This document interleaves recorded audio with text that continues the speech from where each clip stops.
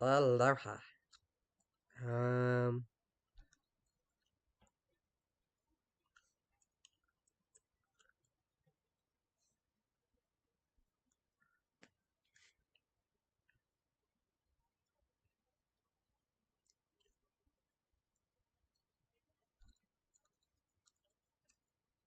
so what the heck?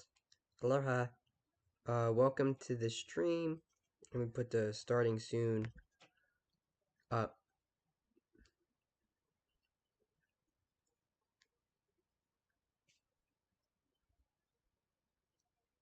Aloha. So what the heck? Aloha. Welcome to the stream. Cool. Aloha Diorite. Reference to the stream. Stream time. How's Alright, what we're gonna do is hello, bro. I'm gonna add source. Where's window, capture, window. Render. How's everyone doing today? Window. So, done. And then you put it like this. Yo. Little glitter, Hannah. There you go. Okay. Let me make it a little smaller.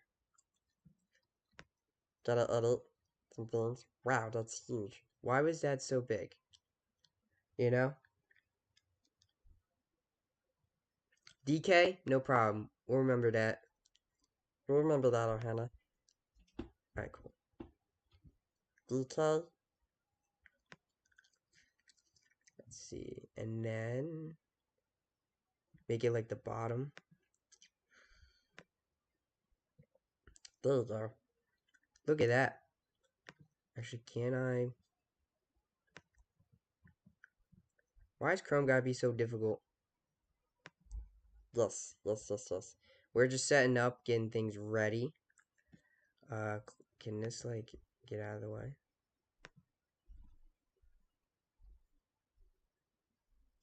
How's it looking? There we go. Connection's acting a little funny. Alicia, is that your real name? I never knew that your real name was Alicia. I'll be honest. Hold on. Yo, Streamlabs, you're gonna have to.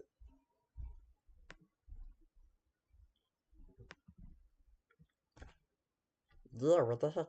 Aloha. Hello. We're testing. We're testing the stream right now.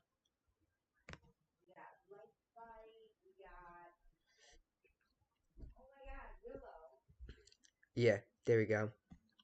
Big. Still acting a little weird. There you go.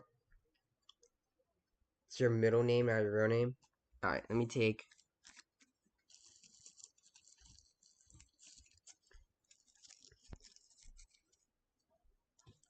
Alright, cool. It looks good in the stream now. I'm looking at the stream right now. It doesn't seem too bad. I'm looking at the stream so that I can know. Now we can start with a few videos. Kinda till I figure out what else we want to watch. Um,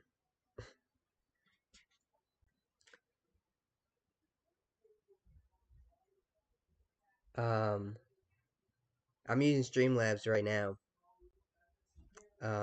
Does it look better?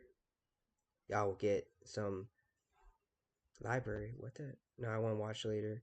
I want to go to. I want to go here to watch later. Watch Mojo. Um, we can do the Nani and Lilo thing, or we could do why Myrtle bullied Lilo. I feel like it's looking good so far. I don't see any weird, like, um, it's just that my computer itself is acting a little slow. But I think the stream itself is actually fine. Are we good on our end? What are we thinking? Are we thinking this direction? And do we have any recommendations? Do we have any video recommendations other than these two?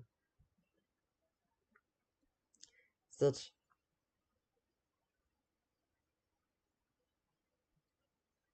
What camera do you use for your games? Is that a stream? I didn't see that.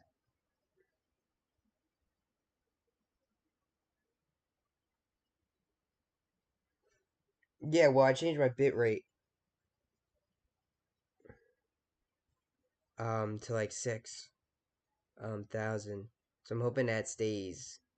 I changed a few other settings, but we could do Isaac Carlson, Why Did Myrtle Bully Lilo? I've been meaning to watch his channel for a while, and since like we kind of like our Stitch content, it kind of works. Unless we want to do something like short films, horror short films, animated short films. What are we thinking? Because we can go that route. We're not gonna do viewers watching their own content. Not and this ain't specifically for anybody's content that's here, but I don't want it to get like the video maybe like a video that you recommend. You may feel like it's your best, but may not be engaging for a stream. That's why I don't watch like let's plays on a stream. Just because it's not an engaging stream content. Um, the video that we saw last time, we did not finish it. I could. I kind of want to see what else is, cause there's let me see. I saved something else for Defunct Land. I know I did. When you stop paying the animators, that's funny. Um, I have not seen the Mario Bros. Trailer yet. I've seen like bits and pieces of the trailer. Have not watched it fully. Um, I've already watched Elemental trailer. I don't know if I want to do Defunct Land today. Um, I have a lot of videos I want to watch. Leave me alone. I like stop romanticizing serial killers. That's a good one. I like Illuminati. We watched Illuminati before. Um, like this one seems interesting. The Disney Channel. Yes, that's the one that we can do. Because it's long too. Defunctland Disney. This one he made like 2 weeks ago. Disney Channel's theme, a history mystery. Are we down for this one? It's an hour and a half. This will be the stream. This will practically, if it works, it will practically be the stream. This will be the entire stream. Once this is done, we'll kind of do a checkout.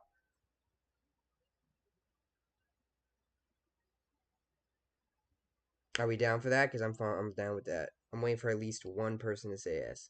Because there's 3 here. And then while it's playing, obviously, we'll chat. Feliz Navidad. Okay. If no one else got any words, we're going to sit down and watch Disney. I am curious to this one, too. So I'm willing to watch it. Let's watch what happened with Disney Channel. Let's do it. Hold on. Well, Felicity means happy, and I feel like But I we're was gonna supposed skip to name this. her that because she. So, On November 15th, 1920. hold on just 1 second, Kevin. Because Stitch gotta do his countdown. But also, yes, I was about to do the countdown. Don't worry, Hannah. We got it. We got it. We got it, Hannah. Yes. Okay. Countdown in 3, 2.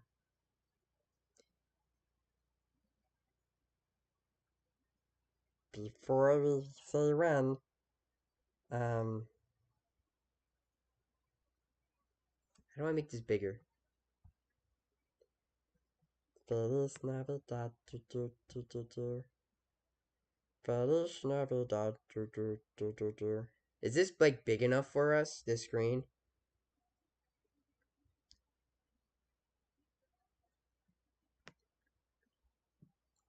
I'm trying to make it bigger. That should be enough, right? That should be. Yeah.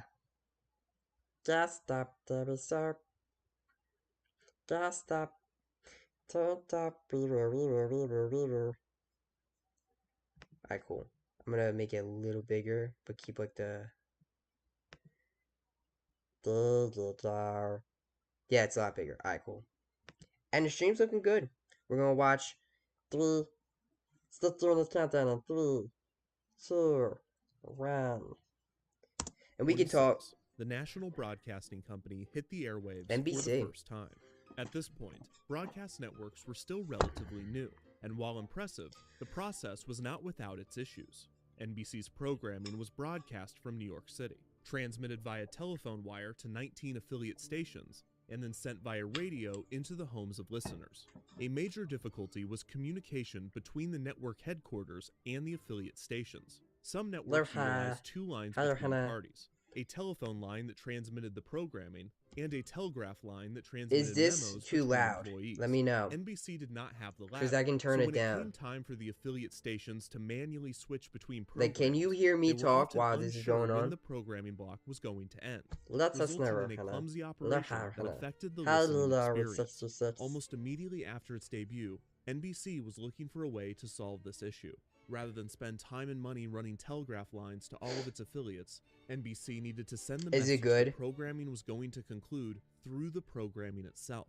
This message needed to be clear enough that the affiliate stations would know to make the switch, Yup, like you can but hear not me. disruptive to those listening to the program. Back into the An NBC stream. announcer, Phillips Carlin, had previously been the announcer of the B.F. Goodrich Back into Silvertown the Orchestra stream. program, Boom, which was boom, introduced to by a the series stream. of chimes. Boom, Carlin boom. suggested that a This short is series of you. notes be played at the end This of is programming, song signaling on to the the spot. affiliate stations to Boom, make boom. switches On the while spot. offering a Boom, pleasant boom. melody to listeners. The original Off the NBC dome, melody boom, consisted of boom. 7 Up, notes, down, which would be boom, played by the boom. announcer at the end of the program. This sequence proved too complicated for many announcers, Okay. and after a few years of experimenting, the melody would be simplified to just 3 notes.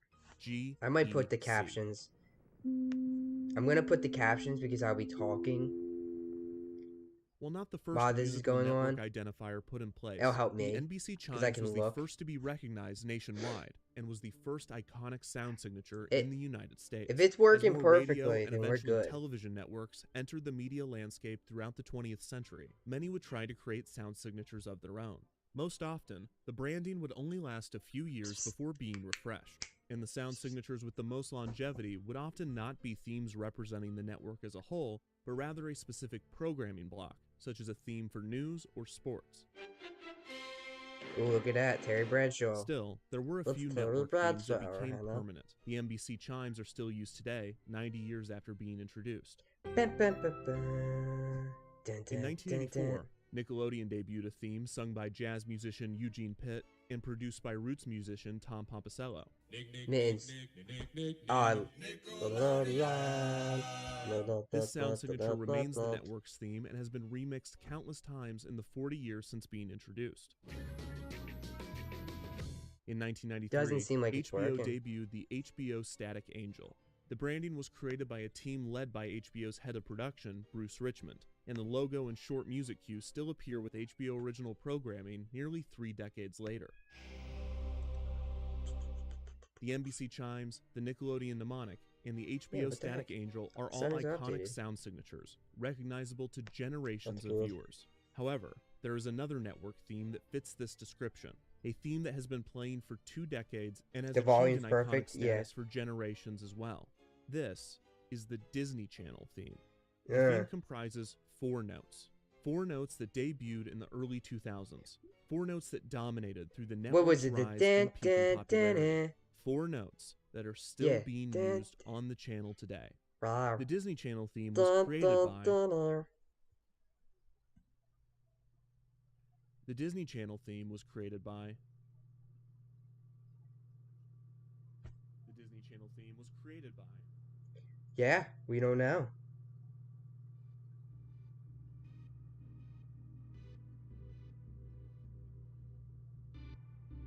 So the stream's buffering a little bit, but I think like people are not complaining that are here. There's not 5 people here. Look at that. Dr. Mohana. I have no idea. We should be good. Can you hear me okay? I can hear you great. Okay, great. So, Andrew Garfield, no Sis, one knows who Damien made the Oz, Disney you are a Channel star theme. on stage and screen, and you have appeared in a Disney television production. That's right. You are a star of stage Okay. and screen. Am. You are a Disney Channel fan. Some would say. You have been on Disney Channel. Okay. Have been on Disney Channel, yes. I invited you here to ask You know who else one has been on question. Disney Channel? So here we go. Stitch. That's awesome you finished Dead Space. Congratulations, Arhana. It's a long game. We're trying to beat God of War. Jump In. I remember Jump In. I remember all of those shows, but like Jump In, I remember the movie. Push up to the limit. This is my question. Do you know the Disney Channel theme? Welcome to the 7 people that are here. I feel like I do. Do we know the Disney Channel theme, y'all? Aloha. Leroy, aloha. It makes me think like a Hillary Duff, like, hi, I'm Hillary Duff, and you're watching the Disney Channel, and then And then you like, yep. That's Stitch. Aloha, my name is Stitch, and you're watching Disney Channel. Da, da, da, da. But That's not the theme. That is something, and the theme is in there. it is Yeah. there. There is one. Yes, there is a. We got theme. Lilo and Leroy here. Don't. Yes. That's right. You got it. I know. Or is it like "Bwah, bwah, bwah, bwah," or something like that? That is That was- really close. Okay, yeah. It's actually. Yeah, we knew that. It's ingrained in my head. Yeah, of course. I watched Isn't too it weird much that we Disney don't know Channel. Who wrote that theme? Who was a Disney Channel fan when they No. were a kid? Let me know in the chat.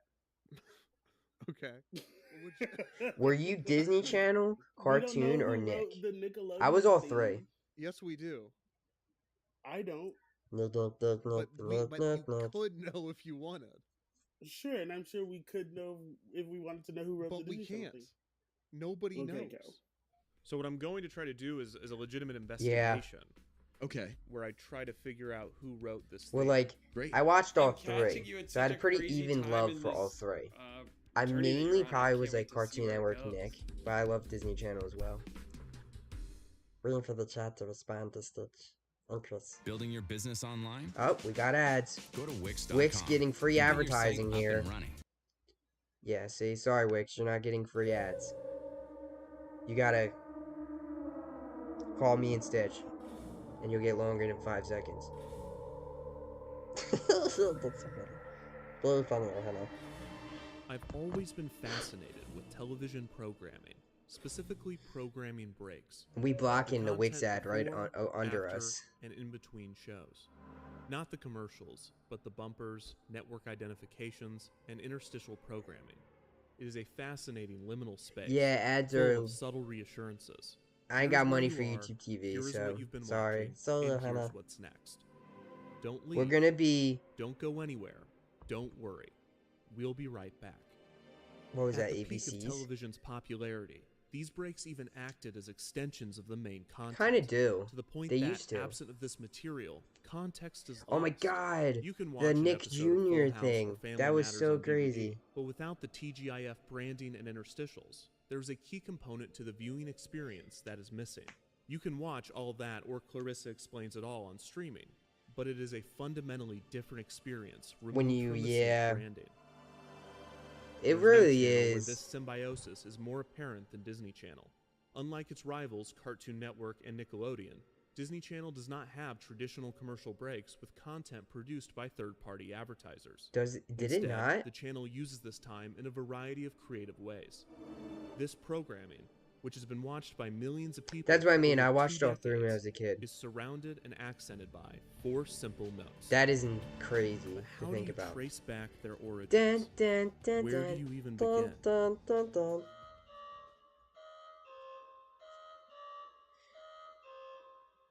Yeah, it's crazy. There's lag. I think it's just my internet connection. I stream on my laptop too. I've never had problems on Twitch though. Maybe it's just YouTube. That's great, Hannah. Hope you enjoy your pizza. As long as a few of us hang around for the whole stream, it's okay.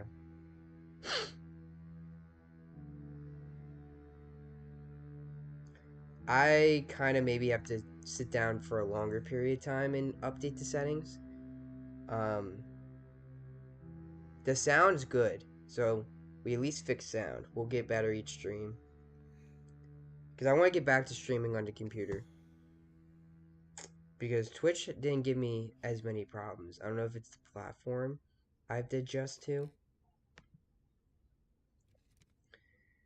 Like I said, the reason I left Twitch was because I think YouTube's growing better as a platform, where Twitch is growing worse as a platform. Alright, let's establish And our YouTube cares timeline. about its creators more On than April Twitch does. 18th, That's the simple 1983, answer. the I Disney want to grow Channel big on debuted Twitch in the and not United have a States. platform that cares As we've about me discussed a anyway. lot on Defunct TV, the Disney Channel was originally a premium cable service, following the successful model created by HBO a decade earlier. Subscribers of the Disney Channel were treated to reruns of classic Disney films, shows, and shorts, along with a selection of original programming and some cool bumpers. What was that, the Winnie the main, Pooh? The Disney Channel Hold a on. selection of What? original programming. Oh my god. That was Winnie?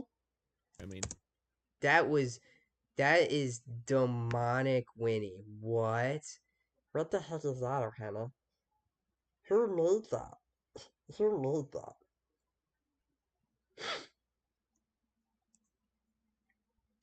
Yeah, we're getting and a some really cool laggy bumpers. stream. The Disney Channel logo featured Mickey's silhouette in front of a television with scan lines. This would often be accompanied by a Mickey-shaped satellite that became an icon of the channel in its early years. The channel did not have a dedicated theme when it debuted, so various instrumentals of Zippity Doo-Dah were used in the bumpers. The Disney Channel. In 1986, just 3 years after debuting, the Disney Channel this was is given rough. its first big refresh. While the Hope logo we're stayed okay, the Ohana. same, the tone of the channel was changed significantly, transitioning from its original dramatic Hold on, I'm gonna pause it and hear the sound real quick. Zippity Doo-Dah were used in the bumpers. The Disney Channel. In 1986, Okay. cinematic Okay. approach to one that was more lighthearted and Disney. This came with a new series of channel identifications that featured the disembodied hands of Mickey Mouse performing some sort of task or activity that resulted in the creation of the Disney Channel logo. These bumpers were brilliantly shot, visually stunning, and also a bit unsettling. There's something disturbing about only seeing Mickey's hands in puppet form and never Yeah. hearing his voice. In one That of was these what they bumpers, did? Mickey goes into a photo booth, and you think surely this will be the one where we see his face, but no, the photos just come out smudged and blurred. Scary stuff. This bumper is also terrifying, but it's definitely on purpose this time. Mickey is having a nightmare in which his hand is being chased by a ghost, and then the Disney Channel logo itself. What the hand year then was runs this? down a hallway Mint, made of you the gotta other just- bumpers, and all of those bumpers' hands begin to attack this bumper's hand. And one of the attacking bumpers is the bumper we're watching. The bumper ends with Mickey's alarm waking him up, which is a total cliche, but otherwise, the bumper is the best bumper. It bumps. Many of the musical cues in these channel IDs are similar, but the Disney Channel still lacked a distinct theme. However, an original song was created to promote the channel, and they did not hold back on the energy. This rather long musical number culminated in families and Disney characters singing Disney's Our Channel, and among the choir was everyone's There was a favorite lot of Disney history there, character. Hannah. A lot of history. This song often ended with one of the most violent logo reveals in the history of television. Violent? Ow, it's just like fire. But A that's few years later, in the early 90s, more channel IDs in the POV style were created. except rather than puppetry, these new ones used claymation, and instead of featuring Mickey's hands, this batch was from the perspective of Donald. In 1995, the Disney Channel began to phase out the scanline portion of its logo, opting to just use the text to represent the channel. This would not last long though, as 2 years later in 1997, the channel would have its most significant change yet, transitioning from a premium cable service to a basic cable channel. Disney would drop the in the channel's name, becoming simply Disney Channel. Nice. A new logo was created with a Mickey-shaped television that various characters would be composited into. That This is refresh also cool. gave Why did Disney they not Channel its keep most that? distinct musical theme yet. That's These cool. branding changes were just part of a massive transition for Disney Channel. Up to this point, most of the Disney Channel's original programming was 27 Thanks for minutes. subscribing, But after the switch Alonzo. to basic Thanks for cable, Hannah. the channel would Thanks for transition to subbing. television standard 22-minute programs. This meant that Disney Channel's 27-minute Speaking of programming subbing, would be phased out and Discord replaced sent with me a new message content. today. And also, that for every 30 minutes of airtime, the Because I'm a channel would server need 8 owner, minutes I'll of talk about this. programming breaks. Whoa, whoa, whoa, Disney whoa, whoa. Channel assured Oh, its there's longtime Simba. viewers Simba. that they would not be filling this time with commercials, which was there you go. somewhat true. True. Disney Channel would take on very few sponsorships from I outside think I'm gonna companies, add instead like a. opting to advertise the countless products being So I sold have throughout subs the on Disney company. TikTok, This turned subscriptions. Disney Channel into I'm a gonna be synergy adding machine, subscriptions and like seamlessly I'm promoting its kind of like a films, little TV kind of shows, mini products, and theme couple parks. dollars a month However, it membership would be a on disservice to call Discord, these tie-ins and simply Discord is gonna be commercials, better. as they were formatted in such I a want way to add that they like could be premium viewed as channels original or programming. premium For chats, instance, within a year of channels, the transition to etc., basic etc., cable, Disney Channel began and airing extra a program emotes and called stuff like Movie that. Surfers. Movie I'll Surfers give gave extra viewers an inside perks. look at the newest Disney feature film, with child actors serving This as I remember. entertainment reporters. Ideas such as these were brilliant and a sign of what But was I'll to talk come. to you But at later this in the point server the for late those who are 90s, on the Disney server. Channel was still very much in a period of transition About and the Discord experimentation, membership. and not every idea stuck. $3 Coming out of a the month switch to if basic you can cable, do it. Disney Channel created 3 But I'll tell you distinct what, like it'll be programming worth blocks. it. First, Playhouse Disney was created as a morning block Let's talk a with little bit, programming Hannah. aimed at preschoolers. Second, Vault Disney Thought I'd was just, like, created to air quickly classic drop it in films, there. television programs, and shorts. Vault Disney would air at night I and remember throughout I the remember early mornings. Movie Finally, Surfers over a year and after Vault the Disney. rebrand, a third programming block was introduced to Disney Channel, an afternoon block aimed at tweens and teens named Zoog Disney. I Zoog remember. Disney had its own theme, its own characters, and even its own world. The Zoogs were a group of robots that lived inside of the bits and bytes between the television and computer screen. Okay. Their entire backstory is explained in their theme song, Nice. including the odd detail that they've been alive since the birth of fire. And since it was released in 1998, each character was introduced in a rap. My name's Joe. I'm a Zoog. Got a place just for you. Oh. The Zoog Disney programming block was an attempt to appeal to the tweens and teens of the late 90s that were becoming more and more interested in this thing called the interweb. It also served the dual purpose of promoting the tie-in website. The lineup for Zoog Disney was initially pretty sparse, with Disney needing to syndicate shows such as Growing Pains while it built its own tween programming. Though Disney really only needed to syndicate the 7th season of Growing Pains because this was the one that featured a young Leonardo DiCaprio, which allowed the channel What? to brand an entire week of programming as Leonardo Week. Leonardo Week? In 2000, Disney Channel introduced a new variant of the 1997 logo, removing the characters in the middle and giving it a more modern, hip look. The Zoogs were Terrible. also given a CG redesign with more human-looking characters, and Disney Channel even created Zoog video games and action figures. A new Nice. sound signature was also circulated around this time, but it was less of a musical mnemonic and more two melodic shouts.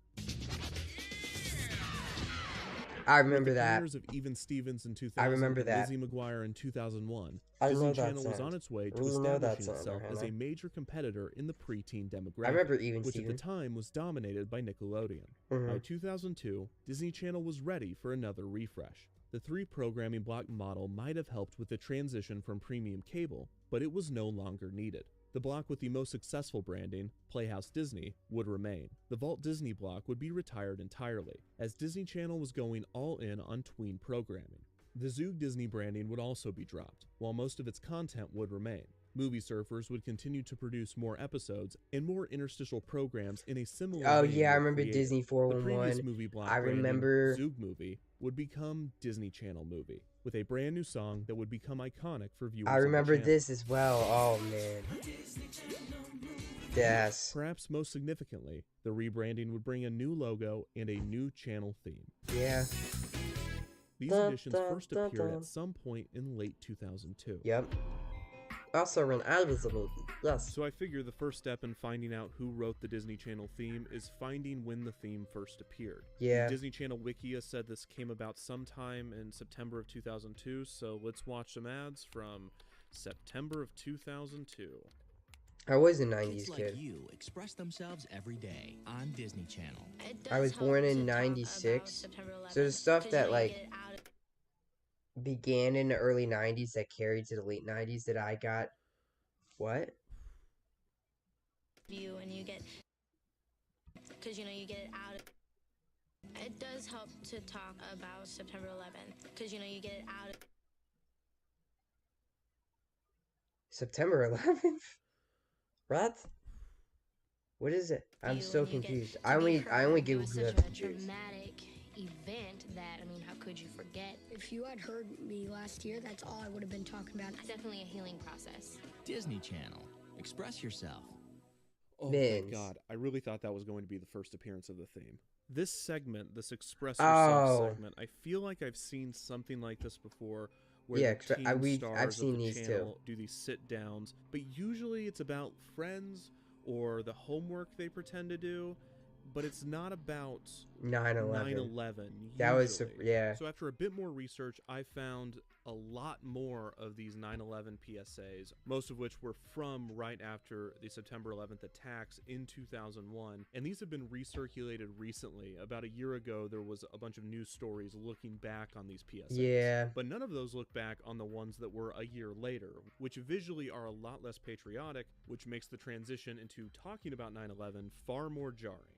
Anyways. When you give, you get back a lot more. Check out Disney Adventures magazine. This one for I all the remember. details. I don't remember the 9/11 ones, but I remember this one. So this is still the old logo, and I haven't heard the new theme yet, but I also haven't seen any Zoog Disney branding. So in the timeline here, it seems this is after Zoog Disney was retired, but before the new assets went into circulation. Mhm. I'll watch a few more from this batch just to make sure. Okay. Kids like you express themselves every day on Disney Channel. One of the positive sides of September 11th. All right, that's enough of that. I don't think the theme is in this batch. I so hope let's not. Move on. Sorry. One comment does say, it's awesome you got a September 2002 Disney Channel airing from before the retool/logo change. So that makes me optimistic that the wiki is right and that September 2002 is when we get the new logo. Okay. Not sure if that's when the theme's going to show up, though. Also, huge thank you to archivists that upload programming breaks. These are specifically from Southpaw Frizzle. I view it as legitimately important historical work. These are time capsules that could have easily been lost. That's the old theme. So this is still before the retool. Gosh darn it. Let's see if there's any of those Express Yourself ads in here. I think that kids should just be friends with their friends for who they are and not worry about where they came from or who their parents are. I agree. Someone differently Cool. just because of what someone else has done. A lot of my friends, they're treated differently because of the whole September 11 situation. Oh my gosh, I thought this was going to be a normal one. Oh This was my before God, are Disney you Channel's serious? logo changed a few days later on October 7th, 2002 by CA Square. And Whoa. then Evans Media Archive says, nope, they changed it on September 30th, 2002. 2002. There's no way somebody uploaded something from September 30th, 2002, is there? Oh my gosh.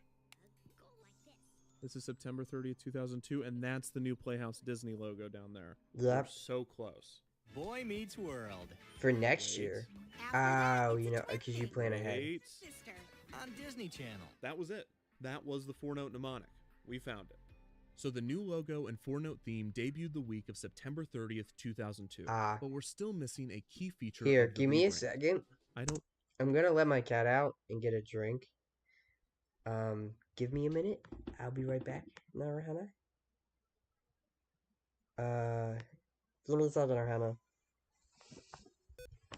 Sorry for people that are just coming in a stream or suddenly, you know. I'll be back. It'll take like less than a minute, 2 minutes.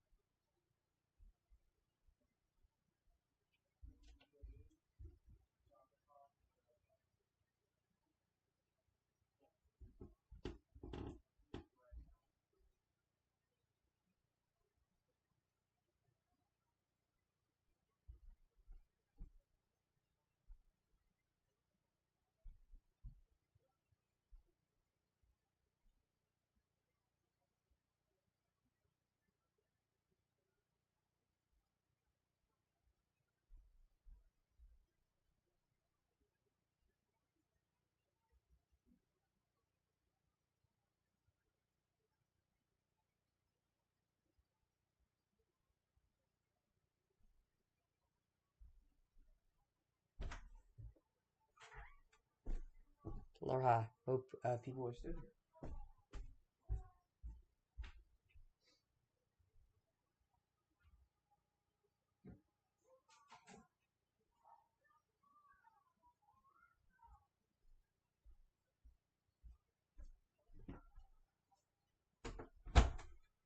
Sorry about time. I am back. Hopefully people...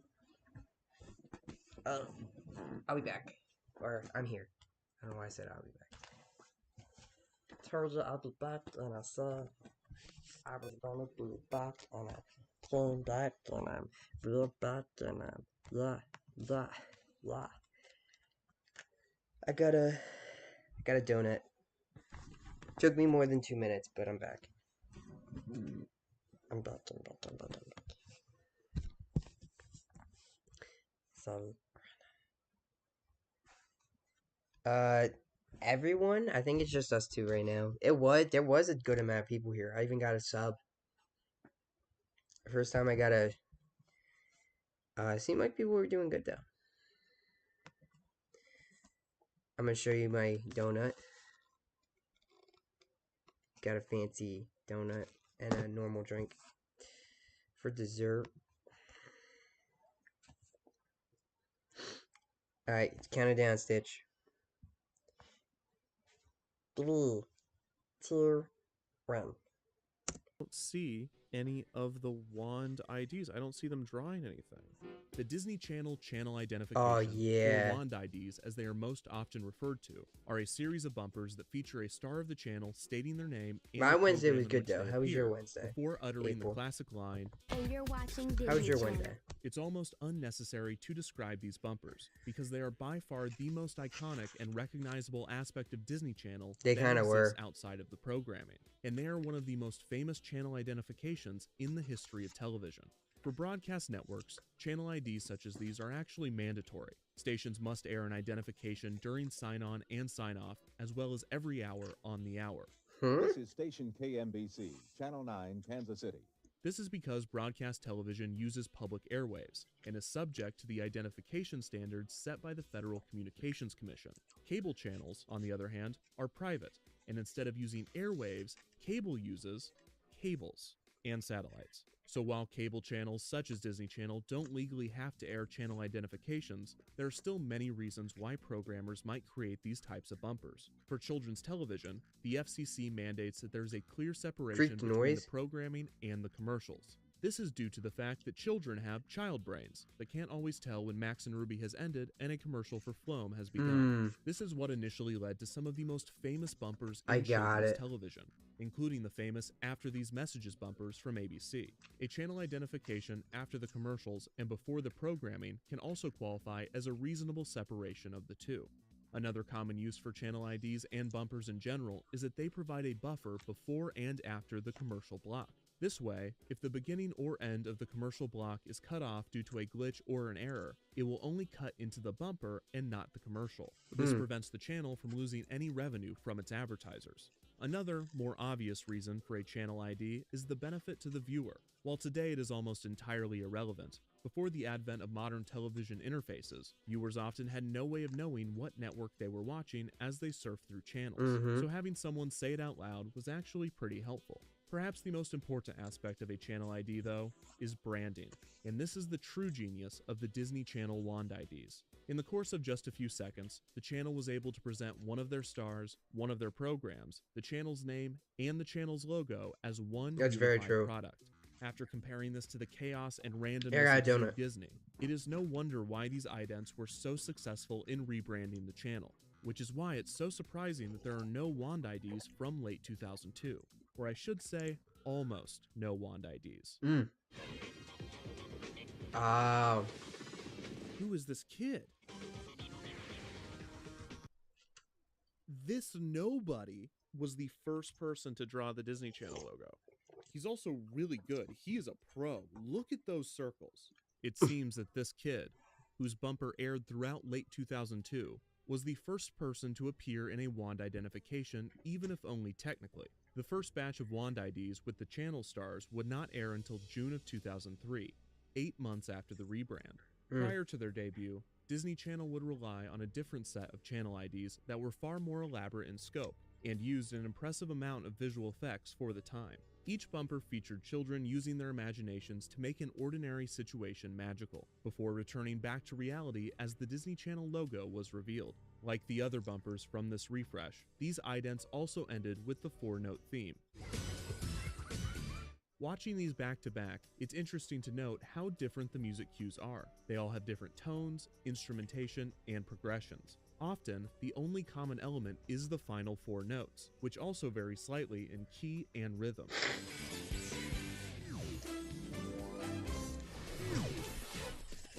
Yeah. These imagination IDs would continue to air on the channel, albeit less often, after the introduction of the Wand IDs. The initial batch of Wand IDs featured such stars as Hilary Duff for Lizzie McGuire, Raven Simone for That's So Raven, and America Ferrera for the Disney Channel original movie Gotta Kick It Up. This batch also included 2 animated Wand IDs, one for animated Lizzie and another for Kim Possible, Ron Stoppable, and Rufus. It is hard to properly explain just how popular these bumpers were. It seemed that every child that watched the channel desperately wanted to do one.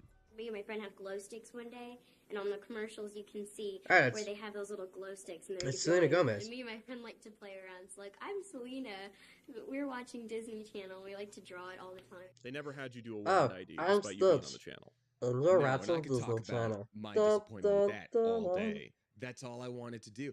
That was all I wanted to do, because if I ever flipped the channel, odds are I would see like, what's up? I'm Juggy Brodelteen, and you're watching the Disney Channel, and do the little doots. The closest I ever got was they had my zombie character host like, it's Disney Halloween special week, and you know. Oh, so you had a bumper? I had a bumper, but it was with my character that was a zombie and was co-hosted by someone who did all the talking. So we never did the Mickey. It was just always like, you know, coming up next is whatever, and I'd be like, ah, no! And they'd be like, that's right, it is a new episode. Oh no. These bumpers have remained relevant with Disney Channel fans old and new. In 2019, the Disney Now app debuted a feature that allowed users to make their own Wand IDs. And at the 2022 D23 Disney Fan Convention, there was even a photo op where you could pretend to do one. The Wand IDs have even found a broader legacy outside of just those that watch the channel, reaching the true indicator of cultural notability: memes. The original batch constantly circulates online, with fans editing the footage to display the stars' drawings more realistically, showcasing just how bad these actors are at drawing what appears to be a fairly simple logo. Returning to the initial batch that was aired on the channel, I remember that whoever meme edited too. That was around so these awful funny. drawings is Those evident. videos were so I think the funny. worst one has to be Spencer Breslin, who even in the edited version is still noticeably off. But to be fair, he probably had other things on his mind. If you had heard me last year, that's all I would have been talking about. I had seen these edited versions a few times, but I just thought of something while revisiting them. Where did this footage come from? These are obviously outtakes and not taken from the original idents. Sure enough, I was able to find a few of these outtakes, and there are a few things that stood out to me. First, this line from Hilary Duff. Oh, it's mouse ears. Yeah, it's mouse Oh. ears. There you go. It seems that the stars were not sure what they were even supposed to be drawing, which Oh. makes you wonder what instructions they were given. Why Most were they likely, not given? were told they Hold were on. drawing the new. If you're telling me these actors had no idea what they're drawing, what did they just like say? Just draw at the screen and then edit and post? Are you kidding me? That's ridiculous. I can't believe that. Hannah, that's ridiculous. New logo, and this was just her noticing that they were mouse ears for the first time. Hilary Duff is one of the first to ever see the new logo and the first to ever do a Wand ID. And she has no point of reference for what the final version will look like, and has no concept of just how iconic these bumpers will become. Yo, that's actually kind of crazy to think about. So, like, that's why these actors are way off in drawing. Because I remember that the memes being everywhere of all the actors not being able. It's because this logo wasn't invented yet. And they didn't give the actors any direction. That's crazy. This is the burden of the trailblazer and the solitude of the trendsetter. They made us do it like 900 times. I think I had like lost all personality at that point. Plus I was like pubescent teen. I was like, what are they making me do? This is invisible. This is not cool. Another thing I noticed is that these outfits are the same ones used in the Express Yourself bumpers / 9/11 PSAs. This either means that the channel had a wardrobe for the stars whenever they were appearing as themselves, or that these were filmed on the same day or days. Both are likely. Finally, and most importantly, I noticed this. That is a slate. It is used for sound synchronization and shot organization. Clapperboards typically feature the scene, shot, and take, as well as the name of the director of photography and the director. It's difficult to make out, but the top name is labeled DIR, and the bottom is labeled CAM. This means that someone named G. Owen directed at least the production of the first batch of Wand IDs. Despite not airing until June of 2003, it is safe to assume that these Wand IDs were actually shot with the Express Yourself segments in 2002. Yeah. The actors' clothes are the same, they look the same age, and they were all part of the same massive refresh. The Disney Channel Wikia claims that the Wand IDs were filmed along with the Express Yourself ads, specifically in August of 2002. If true, this makes perfect sense within the timeline. The channel probably set October as the month the refresh would kick in. As we discovered, many of these changes actually debuted on September 30th, but that was the Monday of the first week of October, so this still tracks. The only part of the August shoot that was time-sensitive was the 9/11 PSAs, which were designed to debut before the refresh during the one-year anniversary of the attacks that September. The post-production of these segments was likely expedited to meet the deadline, and the channel made sure that these all ended Thanks for with the the sub, old logo. Blogger Evan. This Thanks is for the almost subbing. too perfect. These 9/11 PSAs were designed to only air in September of 2002, as all of the stars are referencing the one-year anniversary specifically. These would never air again, so only these would retain the old logo and would never need an updated version. The other Express Yourself ads were definitely shot at the same time, were designed to air at any time and in perpetuity, all end with the new logo, and for the record, have a very different tone than the 9/11 ones. Ooh, I love food. Express yourself. Assuming G. Owen directed the Wand IDs from pre to post-production, then they must know who wrote the music, and therefore the theme. This is the most solid lead I have, Yeah. but there is just one problem. I don't know their first name, and searching for G. Owen or any variation of did not return solid results. I assume that the voice in the outtakes is the director, and it sounds masculine, so I looked for Gregory, Gary, George, Gerald, Gabriel, Gavin, Grant, Jerry, before eventually trying Glenda, Gabby, Grace, Gretel, Gwen, and Gertrude before giving up. I still feel like this is a key to the puzzle. I just cannot find the answer right now, so I'm going to have to go in a different direction. Dang. My name is Colton. My tumor is kind of a special one. It was very aggressive because I've already donated. Thank you for calling the Defunct Land tip line. If you have any leads on who might have written the Disney Channel theme, please leave a message after the beep. Hey, Kevin. Yeah, actually, I know who wrote the Disney Channel theme song. It was this guy. It was Joe. Yeah, it was Joe Mama. Joe Mama wrote the Disney Channel theme song. So yeah. So it was not Joe. Hey, I've got a tip. Why don't you stop calling these YouTube videos documentaries, you pretentious... Yo, Kevin. What's up, man? Hey, I heard you were researching the Disney Channel theme. Have you ever heard of the Mighty Mighty Bosstones? The Mighty Mighty Bosstones are a ska band that was formed in Boston, Massachusetts in 1983. The band was originally started by blah blah blah blah. All you need to know is that in 1997, the band released the hit single, The Impression That I Get.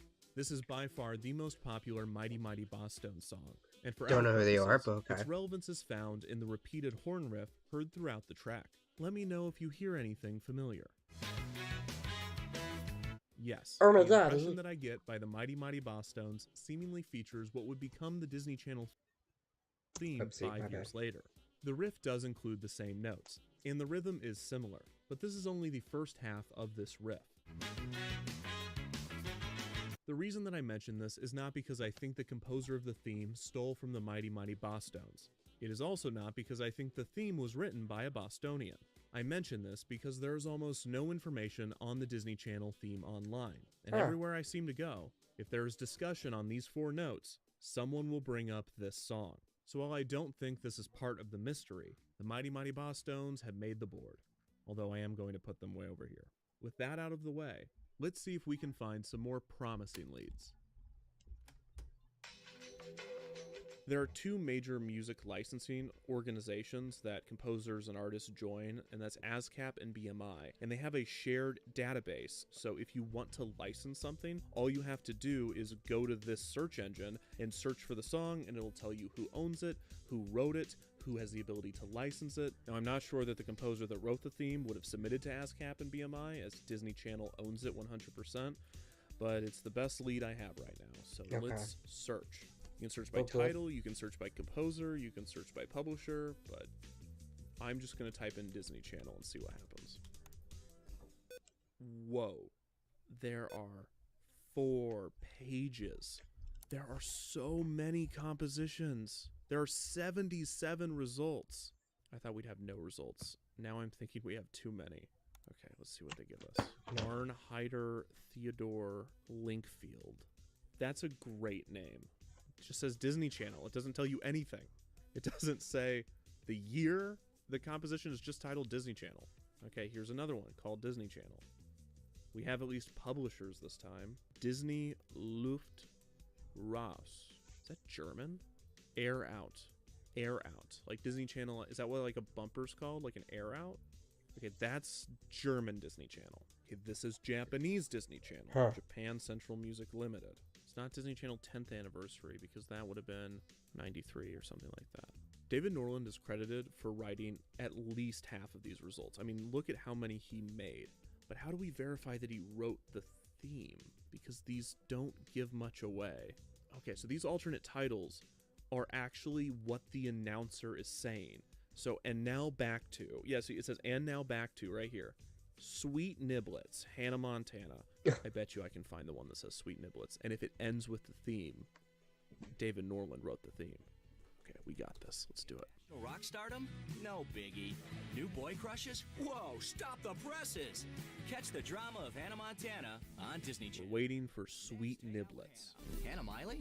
Well, I know. Hang out with Hannah and Miley on Hannah Montana right here on Disney Channel. Stick around. Hannah Montana will be right back on Disney Channel. Let's get back to Hannah Montana on Say Sweet Niblets. Hannah Montana's next, part of Disney Channel's Summer of Stars. Don't go away. Hannah Montana will be right back. Part of Disney Channel's Summer of Stars. Hannah Montana. Hannah Montana. Hannah Montana. Hannah Montana, all part of That's So Sweet Life of Hannah Montana. Hannah Montana. Hannah Montana. Sweet Niblets. Hannah Montana. Yes, we got it. But is the theme there? Yeah, this literally is like researching the FNAF lore. It's trying to find out who Sweet wrote Niblets. the Disney Hannah theme. Montana Disney promo. David Richard Christopher Norland. Hey, Christopher. I just gotta figure out how to get in touch with this guy. His website does not mention working for Disney Channel. I'm 95% sure this is the David Norland that wrote for Disney Channel. And I found a way to contact him. I really hope he responds. They're having. But yeah, this is literally like trying to figure out a huge mystery. And Defunctin is usually not a mystery Good creator. news. David Norland responded. Bad news, he did not write the Disney Channel theme. He started writing for the channel in 2007, so the mnemonic predated his involvement. However, I still asked if he would be willing to do an interview, because he wrote many instrumentals using the 4-note theme, and he very well might know who wrote it. Another reason I'd love to speak with him is because he started writing for the channel in 2007. When I saw that year, 2 words immediately came to mind. Ribbon Era. A common practice among those who study and teach history is to separate long spans of time and large amounts of information into smaller, more digestible eras. But how does one go about breaking apart history? Sometimes it's more obvious than others. For instance, the history of China is most often told through its dynasties, and it is very clear when each dynasty begins and ends. Disney's film history has also famously been separated into eras, such as the Golden Age, Silver Age, and the most well-known, the Disney Renaissance. While most breakdowns of the Disney animation eras explain the historical reason for the change, I find that these eras are separated less by history and more by the quality of the films. Sometimes there is a historical reason for a dip in quality, such as the wartime era. But by the time you get to the post-Renaissance, the general reasoning for the distinction is, these are the less good ones. Except for the one that you love. That's my favorite too. So what about No, Disney Channel? Disney. How is its history Scotch. separated by It's the not. fans that study The it noodle like the that's great filled his epic mouth. that it is? Is The it noodles. separated by TV shows, or what about the DComs? Ah, yeah. Surprisingly, the general consensus among fans is that Disney Channel history should be separated by the bumpers. This is not ahistorical, as each change in bumper design typically coincided with other significant changes to the channel in terms of branding and strategy. Still, the nomenclature is most often related to the style of the bumpers. The era from 1983 to 1997 is typically labeled early beginnings, because most Disney Channel fans consider the channel's 1997 rebranding as the true start to the channel as they know it.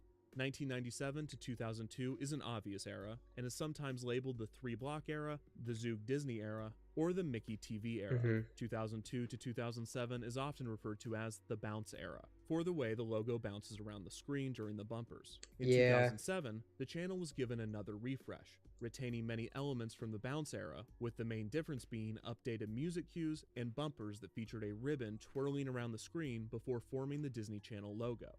This era is thus referred to as the Ribbon Era.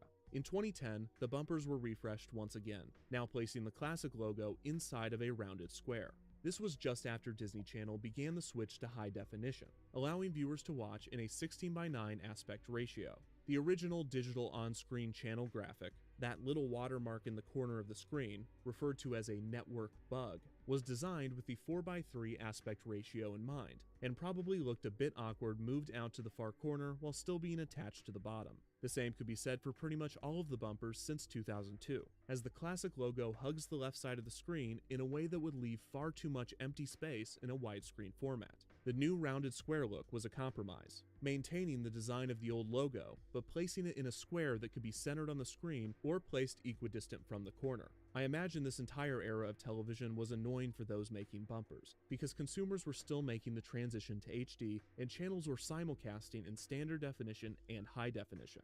This meant that you would need to make your bumper in 16:9, but none of the critical elements could be pushed to the side. This resulted in a product that when viewed in widescreen feels too centered, because rather than this box being the area for all of your titles, you actually have to put them in this box.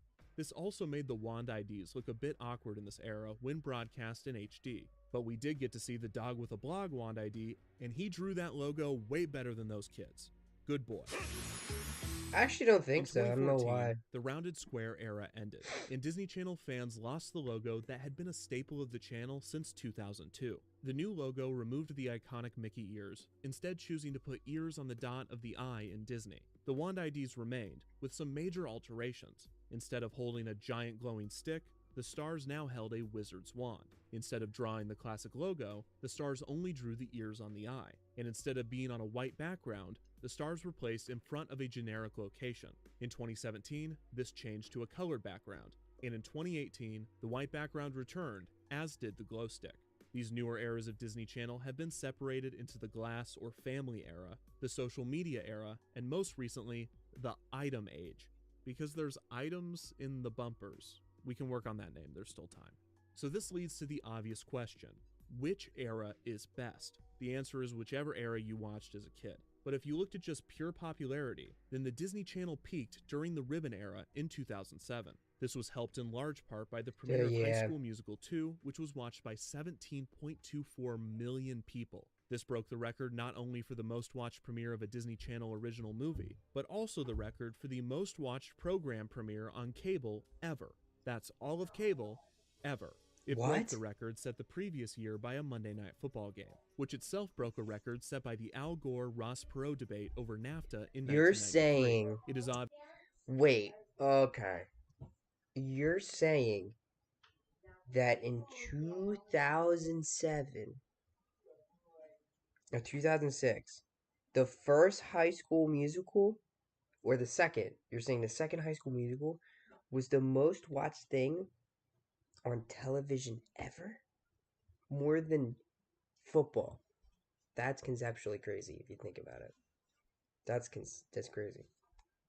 Obvious why High School Musical 2 was able to achieve this feat. The debate over NAFTA was an intense and important argument between two powerful political rivals, and Monday Night Football is consistently popular as it broadcasts the intensity and suspense of athletics. High School Musical 2 was able to combine these two ratings winners by showcasing both the drama of sports as well as a tantalizing debate. Rather than the pros and cons to controversial trade legislation, with Perot on the side of anti-NAFTA and Gore on the side of pro-NAFTA, High School Musical 2 showcases a debate as to whether high schooler Chad Danforth can or cannot dance, with Chad squarely on the side of anti-dance, or as he says, I don't dance, and with theater kid Ryan Evans That's a firmly way on the to side describe of this scene. pro-dance, or in his words, I know you can.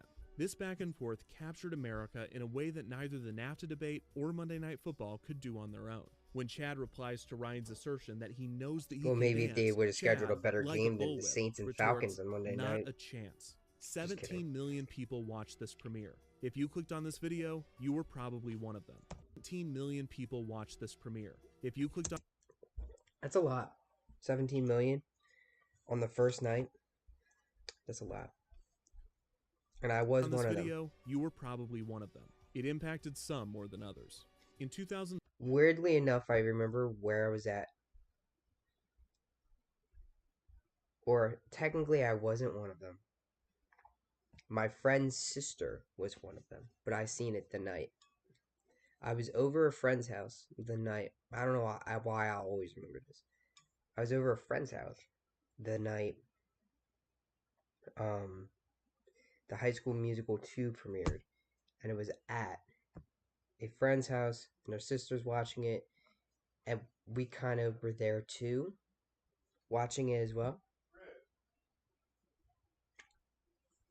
1 second, stream. Give me a second.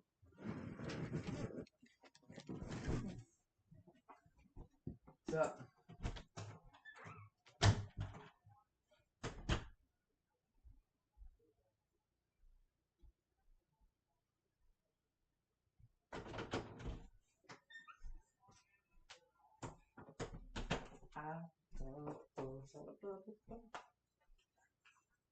Whoa, how did that fall out?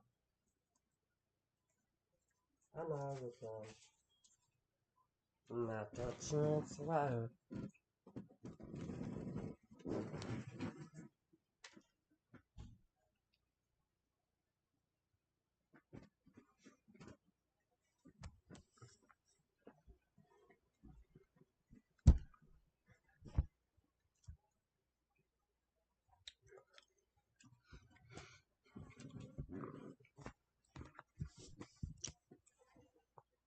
Yeah, so like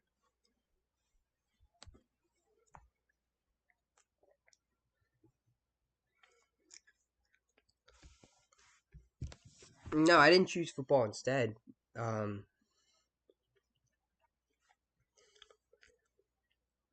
Because I think like High School Musical 2 came out on like a Friday night.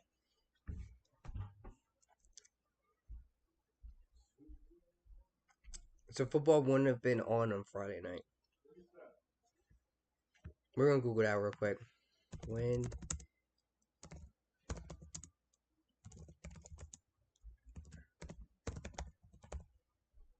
two.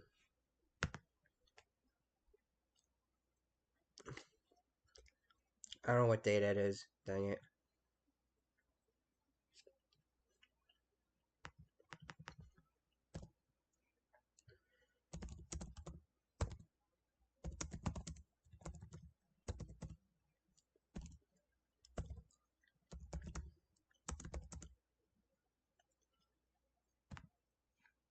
Two 2007. Friday. See? So football wouldn't have been on that day. I'm good. 2007, Disney Channel had an average of 2.694 million viewers, which at the time was the largest audience in the history of cable. This was the peak in the channel's popularity. Dang. As more television viewers, especially children, moved away from cable and to the internet, Disney Channel's viewership fell dramatically. Yeah. And in 2021, the channel saw an average of only 233,000 viewers. That's like 1/10. A 90% loss from its peak in 2007. 2007, the year that the Disney Channel peaked in viewership, the year that Disney Channel entered the ribbon era, the year that Disney Channel hired a new composer to write music for their bumpers, a composer that just agreed to an interview. Hi, my name's David Norland. I'm a composer. I worked on the Disney Channel bumpers and IDs from around 2007 to around 2014. So he was there for when it was I've the never most been anything iconic. but a musician. I was educated classically up to the age of 11 or 12 when I discovered the electric guitar and took a hard left turn. I started doing work for various animation companies and production companies, I guess through word of mouth. I got a call from this guy one day who was at the time the creative director for a channel that doesn't exist anymore. It's a channel called SoapNet. SoapNet. The new way to watch soaps. He got me in to do the music, and we developed this relationship, and he moved on from there to become the creative director for Disney Channel. And when he went there in 2007, the very first thing he did was this big rebrand, and he hired me to do that, which was great. I'd made records for Disney artists before, and it was at a time when pop music, like in its purest, Like, I literally form, don't know why I was really having another heyday. And suddenly Disney was sort of dominating. I guess what I was trying to do was to channel what I'd done for them in pop records and what was happening pop-wise at the time into the bumpers, so that it was really consistent with everything that Disney was doing at that point. Gears was partially why. Me and my friend was a wrestler. We wrestled each other like bros while watching High School Musical 2. His sister was watching it. We were just in the same room. Like true bros, we wrestled while High School Musical 2 was in the background. There's no other way to do it. What goes into a composition like that? What are you trying to do psychologically when writing, and what do you want the effect of it to have? First of all, you have to ask the question, what is a bumper for? We've got the commercial break coming up, or whatever the break is in the programming, and we do not want people to go away. I'm trying to create, and I think the people making the visuals as well, it's just a sense of ongoing excitement that this is not the end, that there's more to come, and it's going to be even more exciting.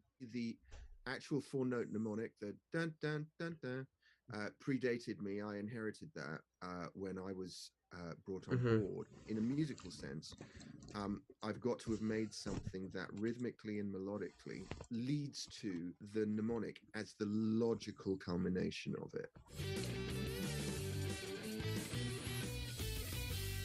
So with those 4 notes, did you compose all in the same key? Oh, so he was like the 4 notes, or is it the same steps? It's the same steps. It's the same intervals. So yeah, whether it's bum bum bum bum or bum bum bum bum, it's still, and so I composed in a lot of different keys. They're not particularly exotic keys. They're the kinds of keys that you would find pop music written in. I wonder if I could sit at the piano and illustrate this. Yeah, you can go bum bum bum bum. Would probably, to me, I would automatically think of that as bum bum bum bum. Right, so F G C, 4-5-1. But you could also do it the other way around. You could do bum bum bum bum. Right, and do it 5-4-1, or you could do bum bum bum bum. So you could do an E dominant 7th to an F to a C, or you could do bum bum bum bum, which is a little more kind of jazzy and old school and kind of music hall. The basic rhythm is bum bum bum bum, right? But I think that I probably messed the rhythm around a little, moved it around a little bit in some circumstances as well, and probably went bump bump bump bum.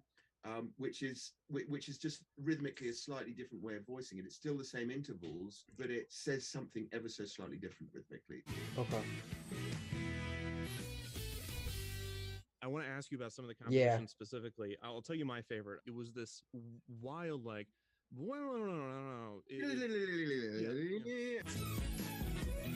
yeah. That one was originally scored to one which had a particular ribbon movement around it, and the string runs reflected precisely the ribbon movement. You're hired to do this. Do they say to you, hey, we're keeping this mnemonic, go nuts, but have it end with this? Actually, it would have been an informal conversation between me and Ron, the executive. Yeah. And that conversation probably would have been, you know what the mnemonic is, don't you? Yeah, just make sure, obviously everything's got to end with that. I don't even know that he would have even had to have said everything's got to end with that, because I would have known that. Seems very unlikely that it would even have been considered that they would change the mnemonic. It's such a successful piece of branding. They don't hand you sheet music with 4 notes on it. I don't think they did. No, I think at a certain point with the Disney Junior one, which I had actually written, I think I No, did I have wrestled my submit friend. a piece of sheet music with these 4 notes. Did I on make the it sound thing. like I've no? I I've never wrestled took my that for the friend. Disney Channel thing. No, it was all very much just He was a You wrestler. know what the mnemonic is, isn't it? And I have no idea who originally. I came wrestled up my with it. friend, As to your not my quest friend's to find sister. out who was the originator. She was busy of it, watching I'd be the quite High School interested to Musical know too. as well. Because in this sort of very narrow specialist realm of making music, you have to figure that that's one of the more successful things of all time in that realm. I have a challenge for all of you. Go to every computer in your house, your mom's, your dad's, your sister, your brother's computer, and install Honey. Wait, Mom, but I was obviously disappointed that David did not know who wrote the Disney Channel theme. But Mm. while I was researching the history of the eras of the channel, I stumbled across the strongest lead I've had yet. Everyone knows Wikipedia, but there are Yeah. countless other online encyclopedias that are created by fans. And these Fan. often skew more niche and specific. While researching the different eras, I stumbled across the Audiovisual Identity Database. It is bumper Wikipedia, and it is Really? the most detailed source for Disney Channel idents that I've found. The people that contributed to this database left no stone unturned. They even go as far as to list the fonts that Disney Channel started using at this time. Not only that, but they also have an entire section dedicated to the music from this era. They describe it as several drum beats which segue into a ska punk theme with electric guitars and a horn section, the last 4 notes of which become Disney Channel's signature jingle. And then, you see this. Composed by Tonal Sound? Composed by Tonal Sound and Elias Associates. What? I don't know how they know this. I don't know if it's right. Yeah, that's but weird. This is the most solid lead I've had yet. Alright, let's find Tonal Sound Elias Associates. Here's Elias. Audio Identity. A pioneer in the discipline of audio branding. Alright, they have a reel. Let's watch their reel.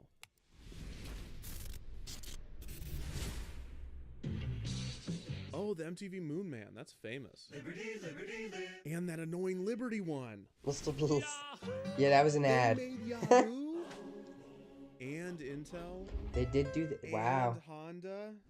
We are farmers. Bum, ba-dum, bum, bum, bum, bum. They might have. You've got to be kidding me. Wow, they did a lot. I didn't see Disney Channel, but I just saw pretty much everything else. That is every sound I have ever heard. Okay, Yeah. Here's an article about them.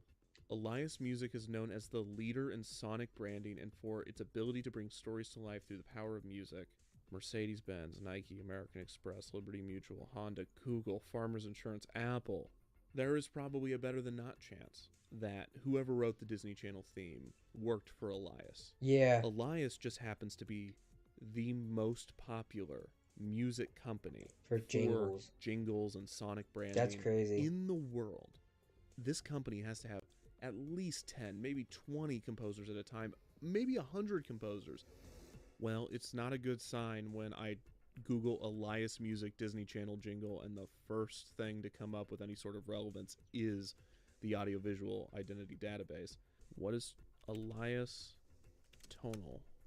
Again, first relevant result, the Audiovisual Identity Database, where we found the information in the first place. You like Mr. Beast or Hannah?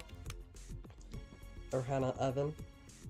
Okay, here we go. Alex Osarenko, a composer, founded Tonal Sound in New York City in 2002, and one of Tonal's clients was the Disney Channel. And here's a link to their website. Oh. Okay, Tonal Sound does not exist anymore. Let's search for Tonal Sound Alex Osarenko. Oh no, I think that's an obituary. Yeah, he passed away 2 years ago. Wow. Alex Osarenko was my creative director for over 10 years during our shared time at Elias Arts. So it seems that Alex Osarenko moved from Elias to Tonal in 2002 when the Disney Channel stuff was being written, which might be why both companies are credited here. And I just keep seeing the tonalsound.com. Gosh darn it. Oh wait, the Wayback Machine. Yeah. We don't have anything from 2002, but we do have stuff from 2003. Look at this old website.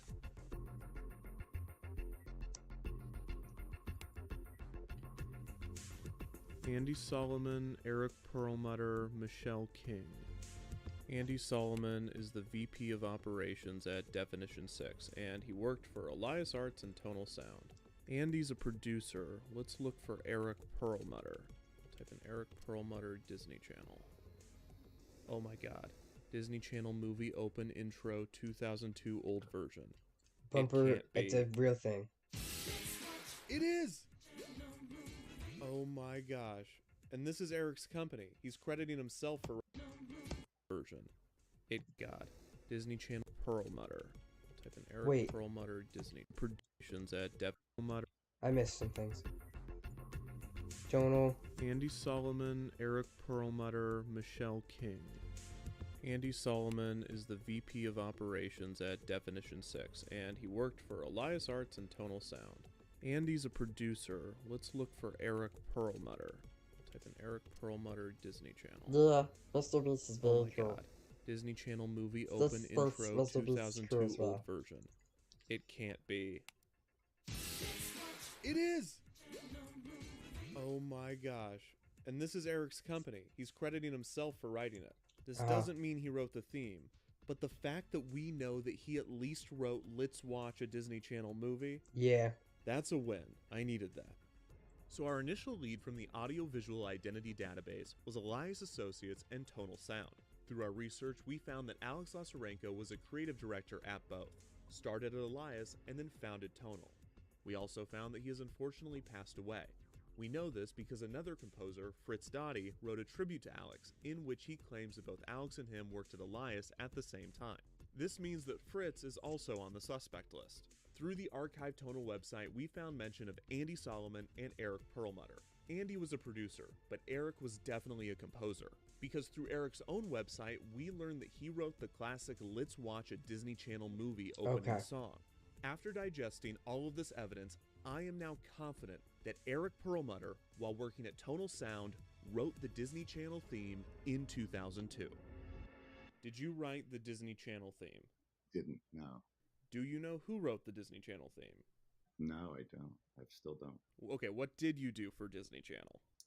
So for the Disney Channel, I wrote a whole bunch of little bumpers, and then I actually did the music for Disney Channel movie, which was sort of separate from all that identity stuff. And yeah, it turns out that people loved that. Yeah. Were you given the lyrics, or did you write those lyrics? Let's start a Disney Channel movie. Is there any other lyrics? No, let's watch a Disney Channel movie. We're gonna watch. And that's it. That's it. I don't know where I found the lyrics. They just came to you. To put that into the world, but yeah, it happened. Wait, so you didn't write the theme, but you wrote with the theme? Yes, so we would have the theme, mostly for those. We just had so much fun with them that I think it was easy in that respect because they're so short. It was not Eric Perlmutter, so it was not him. So the challenge was always find the essence of that 5-second little bit. And because you don't have long to tell a story, but you still need to tell that story of, I'm trying to think of one where the girl's jumping on her bed and it's a pillow fight and feathers are flying everywhere and it's over. Like you don't even have time to sort of set up an idea before it's done. I just sent you a compilation of these idents. Okay. Did you write any of these? Let's see here. Okay, I did that. I did this one with the freezer. This is me. Wow, we did a lot of them. Yeah, I did this one too. Pillow fight. I did this one with the dog. How'd you get the dog to bark like that? That was me. Orf, orf, orf, orf. Wait, no, really? Yeah, oh yeah. Those are the so most that wasn't I thought you just pitch corrected the dog. Nope, that was you. Me barking. I think it's a misconception oftentimes with people who hear composer and you think about a guy with a feathered pencil writing, sheet music out of his mind, but most of the time it's just somebody on a keyboard coming up and recording in real time as they're creating and putting it all together at the same time. But when it came to these notes, it was pretty straight ahead. And what was the name of the music house you did these with? Elias Associates or Elias Arts. So from my research, it seems like Elias is a really big company, probably the biggest music house for jingles and sound signatures. Is that right? Absolutely. That was my understanding, that they were the country's biggest, probably the world's biggest music house, bi-coastal at the time. So that's probably why I'm having a difficult time trying to find who wrote that theme. Yes. It could have been probably dozens of people at the time. Yes. And I think the company tried to harness this idea of there are no individuals here, a little bit of a nameless face. You weren't sort of allowed to be known. Okay, thanks so much for doing this. My last question, did you work with a G. Owen? Didn't, no. Okay.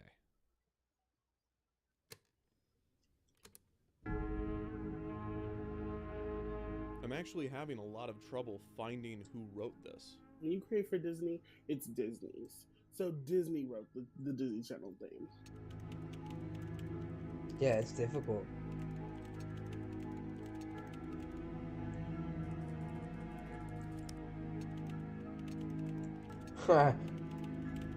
Hey, you could have wrote documentary. We like your stuff, Hannah.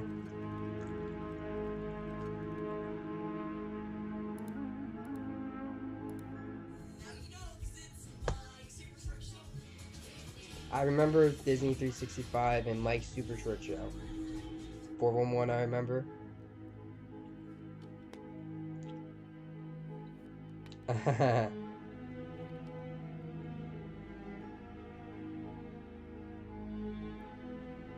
That will get you. Yo, it would. It really would.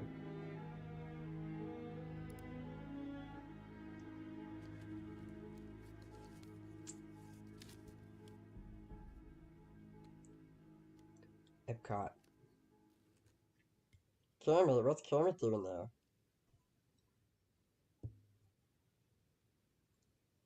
Waiting for him to find something. Spy Kids, Brother Bear, Spider-Man.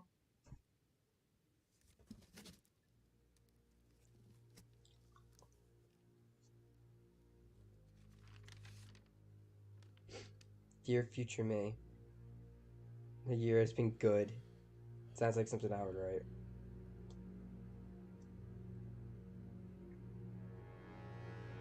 I want to be an artist.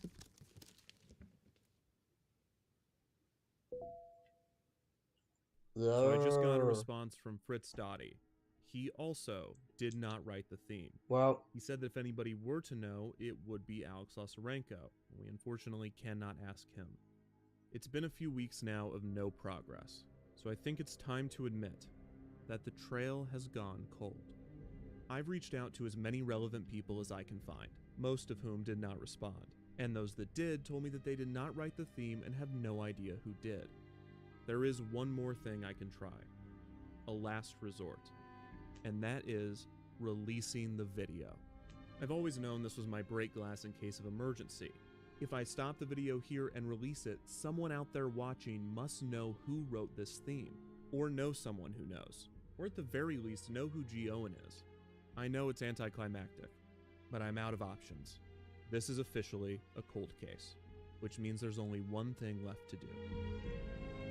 It's really not surprising that I've come up short. Bumpers, idents, interstitials, they are designed to be seamless. They are not meant to stand out. Why would their creators be any different? Oh, it's lagging a lot. Maybe I'm just making excuses. From the moment I started this investigation, I had an ending in mind. I thought it would be under more triumphant circumstances, but I hope it still plays well in defeat. And if I'm being honest, I just really want to do this, so please indulge me. I'm Kevin Perjurer, and you're watching Disney Channel.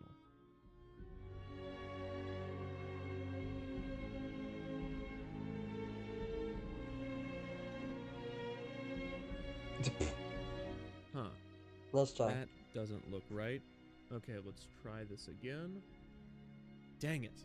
No, that's Zoo Pals. Okay, I Zoo feel bad for making fun Pals. of those kids earlier. I also cannot draw the logo. Yes, it's funny to see how off they were, but they looked tired and confused in those outtakes. I can't believe Disney would even release those. Oh my god. I know how to find the composer.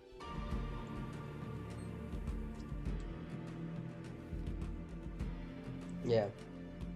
Okay, so I just had a revelation. Who released the footage of the kids doing the wand IDs? Because these are not funny bloopers. This is not a gag reel that would be included on a DVD. I don't know when Disney would have released this in any official capacity. So I'm thinking that someone else did. That someone would need to have access to the footage. So maybe it was someone internally, but more likely it was some company that worked on the project. Okay, this is a news organization that released the footage. Hilary Duff and Raven awkwardly do wand IDs and unearthed Disney Channel promo BTS footage. This article does not mention where they got the footage, it just mentions that it was unearthed somehow. So this BuzzFeed article credits a Twitter account for uploading them, but then it also embeds YouTube links that are no longer available. Here's a Pop Crush article. Update, the playlist has been removed from public viewing. Who uploaded the playlist? So what if I YouTube the playlist? Nothing. What if I Google the playlist? Yeah, it's so hard. Nothing. What if I just do this? We're getting somewhere. Oh my gosh. Last month, Atlanta Edit Boutique Guillotine Post released some exclusive throwback videos on YouTube from some post-production work they did on the iconic Disney Channel wand IDs in 2002. Here's Guillotine Post. They don't credit themselves for doing any Disney Channel stuff. This is Guillotine is a digital boutique in Midtown Atlanta. Oh my god. Glenn Owen. No, go back. Glenn Owen. That's G. Owen. That has to be G. Owen. State Line Films. Glenn Owen worked for Disney Channel. Yeah. What is this? Yeah. It's one of the 9/11 PSAs. The editor worked for director Glenn Owen. That is G. Owen. For Andrea Taylor at Disney Channel. Here's Andrea Taylor, Senior Vice President on air, Disney Channel, Toon Disney, and SoapNet. Hey, that's the new way to watch soaps. January 2000 to January 2003 overhauled the network's image as a channel for sweet 6-year-old girls into a powerhouse that was cool for all kids, responsible for all aspects of on-air promotion, packaging, stunting, marketing, advertising, sales tapes, synergy projects, online activity, and short-form programming. Wow. Everything except the shows. That's what this video's about. She has to know who wrote the theme. I really hope she responds to her inbox. We're in their corner and on it because their local agent is a small business owner too. Dang, I didn't mean to give State Farm free advertising. Here's one thing you need to do before you start your holiday shopping. Don't spend another dime on Amazon until you watch this first. Watch this. I can show you how to get the sweetest deals online when you shop from major retailers. So my first question is, what did you do at Disney Channel? My job was to create personalities for networks, change them around or make them different, and then go on to the next one. When I went to Lifetime, it was not a network for women. There was a lot of variety of program, including medical programming. And when the head of programming and my group said, we're going to call this Television for Women, the head of ad sales said, oh my God, we're going to lose so much money. This is terrible. My job was to say, okay, here's what you got to do. Early in my career, I've been the associate creative director for Glenn Owen. promotion at TNT, and Andrea was the creative director there. And so when she started working at Disney, she continued to use me to direct and produce their promotional work. She used Patrick McDonough a lot. He was amazing. Patrick is great. I mean, he's designed so many networks. I had been working mostly in sports. Andrea Taylor, who we did a redesign for Comedy Central. She then went to TNT. We did a redesign for TNT. Andrea went to Disney. That's how we started to get involved with the Disney brand and the Disney Channel movies, the wand IDs. All right, let me see if I I can. was recruited from TNT to go to Disney to turn it from a network that was two things. They had a younger section that was like Bear in the Big Blue House, and then there was 6-year-old girly stuff. The goal was to turn it into a tween sensation. We knew that that's where Disney Channel could fit in and win and be amazing. It meant changing the programming, but that would take a little longer. But as you know, Disney didn't have commercials. So you had 40 minutes an hour of programming, and then I had 20 minutes an hour to fill. And a lot of that was really clever synergy programming. Were you told by someone higher up what you needed to promote? There was a meeting every week where there was a big, humongous conference room table where everyone would announce what they were doing that week, like to cross-promote. Like, I wish I had video from these meetings. When the Lizzie McGuire movie was coming out, there was a meeting where someone would go, we're making napkins. The next group would go, we've got the lunch boxes. Really? And this started at least a year before the movie came out. I started selling you stuff about Finding Nemo a year and a half before Nemo came out. Wow. I think we called them fishy facts. And it was all stuff to get kids interested in fish so that when it came out, you liked fish. And Wow. This is That's perfect very cool. because I'm already into fish coincidentally. Uh-huh. But it was not a coincidence. No. Okay, that's a little sinister. Mm-hmm. What is a network personality? It's the feeling that you get that relates to that channel or that brand, and whether that's based on pacing or tempo or instrumentation or color or typography, animation. So all these different elements come together to create this vibe, feeling, essence. Oh, that's a vibe. Of branding That's a a network. vibe. It's the same as creating a fan for anything. You want you to be their first choice when they're going to look at stuff like, oh, that's my channel. So the competition was Nickelodeon and Cartoon Network. So Cartoon Network was much more in your face, looked at more for boys because it was more loud. The philosophy at Nickelodeon was us versus them, kids versus the rest of the world. Mhm. Whereas Disney was never an us versus them. Parents always felt better about Disney. What do you remember about Zoog Disney? Zoog was a weird thing. That was like a foray into the online world and the gaming world, and creating sort of this existential world for kids. Technology wasn't necessarily where we needed it to be. It turned into a different thing. Do you remember Zoog? Oh yeah. I think we did the Zoo. There was a Zoog programming block. I think. Do you remember Zoog movie? I think we did. We do Zoog. We did Zoog movie. Yes, you did, because it's the same kids jumping on that trampoline. Exactly. I don't even know. I think Disney Channel movie came first, and then all of a sudden, I don't know. Andrew probably called and said, "All right, they want me to do this Zoog movie, but it should be just like this." Yeah, I forgot all about. We always would say, like the jumping movie open. Those kids are probably all like parents and decrepit old people now at this point. Wow. We worked on what we called the promises. That is like I'm trying to 20 plus remember what years they ago. were. Like one was express yourself. But when I was growing up, we had magazines that told you what these stars loved, which, I'm sure somebody else wrote.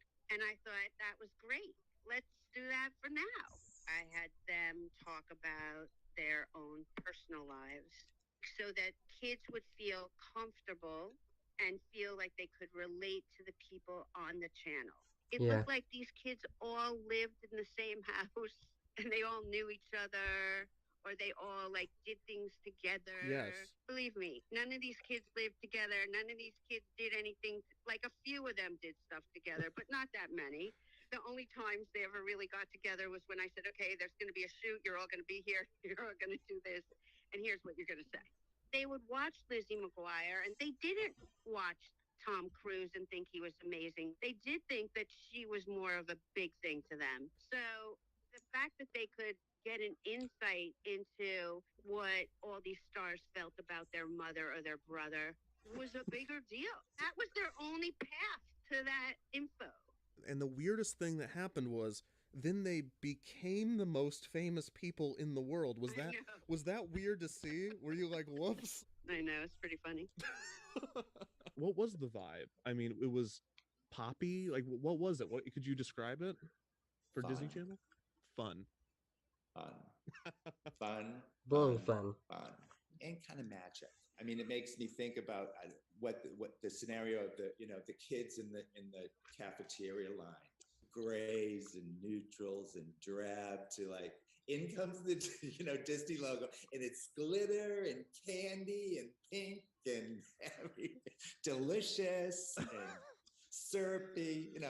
They were just these fun, funny little stories that were incredibly complicated and time-consuming to produce. Elio Hensley and I had come up with the wand idea because we loved Tinkerbell. The Wow. wand thing came during lunch or something, because we had the Disney Channel logo, so that's where the wand came from. It was very hard for the stars to understand what the hell we were doing, because remember, they were literally holding a stick. Some were way, way off. You'd have to do it again. And then I would always say, okay, one more, which was a lie. We'd do 10 more. Very good. One more. Ooh, none of that. They got tired of me fast, I'm sure. Just another annoying thing we're having them do on their day off. What were the wand IDs shot around the same production of some of the Express Yourself? It would be like a Lazy Susan. We would do the interview, then we'd have different B-roll sets. We'd have like that B-roll set where we'd have the strands of different colored plastic. So we would bounce them around and get B-roll in different sets. And that would be one of the stops through their little promo journey. Okay, so all these iconic, classic, recognizable things for generations of children were in the same room. Correct. Not only were they shot at the same time or the same production, they were probably shot within 30 minutes of each other. 100%. So the big question I've been asking throughout all of this research, and the question that I really hope you have an answer to, is who wrote the Disney Channel theme, that 4-note mnemonic that started appearing when you were redesigning the channel? Do you have any idea who could have written that? I worked with a guy, Alex Lazarenko, Yep. who is not alive anymore. He worked at a company called Tonal. He created that sound.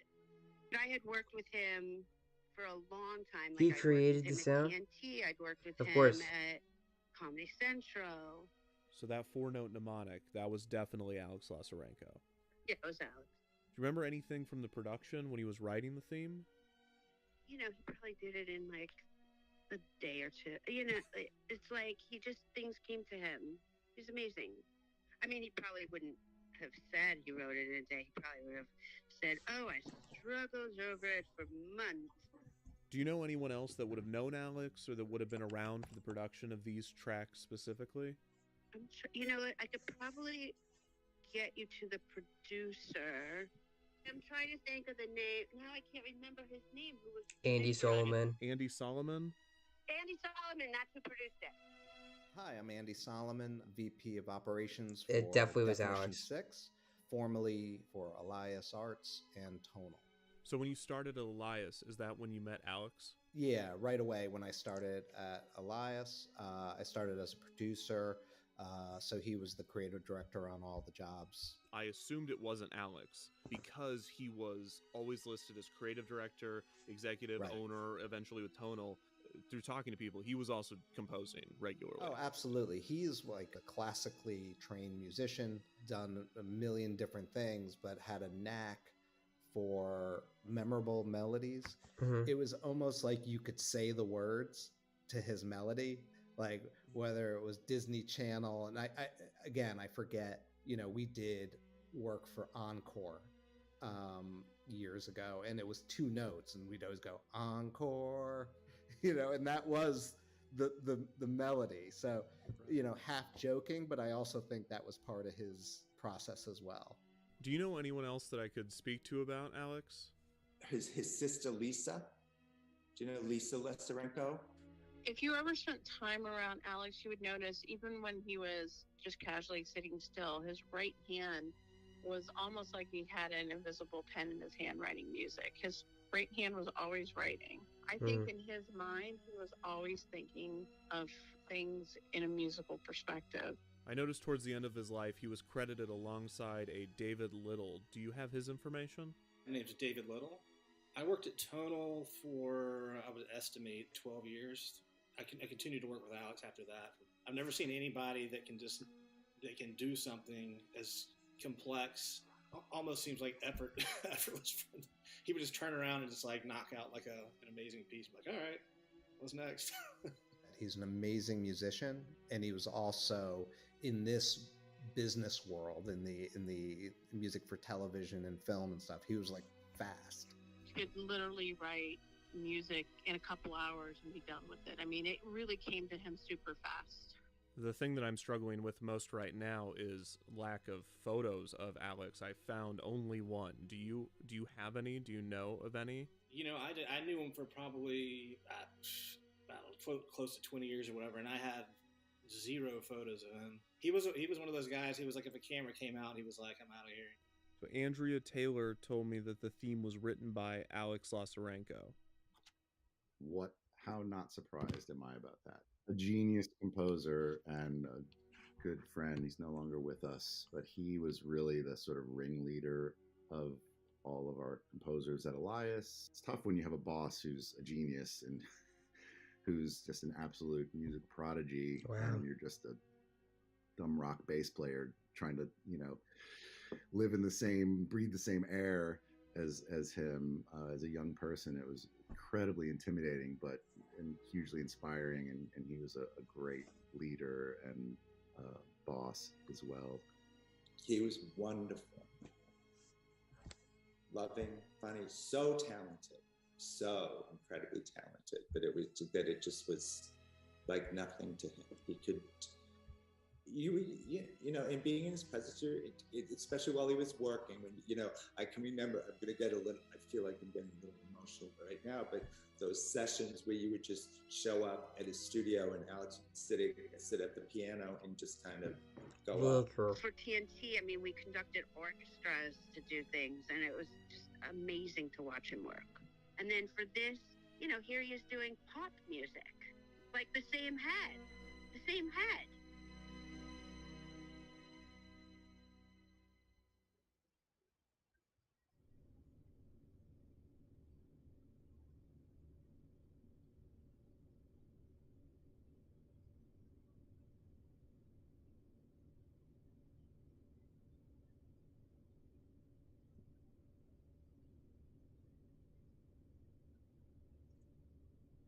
I love what I do. I get to make videos for a living on subjects that I'm passionate about, that people watch. I am so lucky, and I am eternally grateful for every second that I am able to do this. But I'd be lying if there wasn't a small part of me that hates that this is called a video and not a documentary or a film, and that I am referred to as a YouTuber or a content creator, and not a filmmaker or a documentarian or an artist. Because the truth is that I could do this, make videos on this platform every day until I die, and I would be happy every day. But that small part of me, that selfish, arrogant, pretentious, miserable part of me, would not be happy if that were my legacy when I'm gone. Because living my dream looks a lot different than I imagined as a kid, or even 10 years ago. I didn't know Alex Lazarenko, and unfortunately, I never will. I made this video 2 years too late, and I missed my chance to interview him. I can't ask him what it was like composing for commercials and networks. I can't ask him how he came up with the Disney Channel theme. But I think the first question that I would ask would be, are you okay with this? Do you even want to be credited with writing this theme?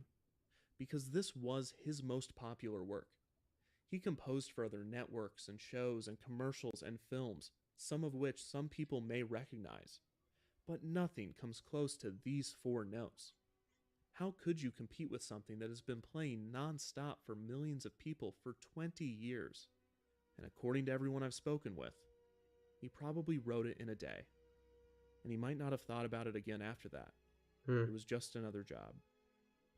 Alex is well remembered by his friends and family and coworkers, but on a broader public and cultural scale, he does not have a well-defined legacy.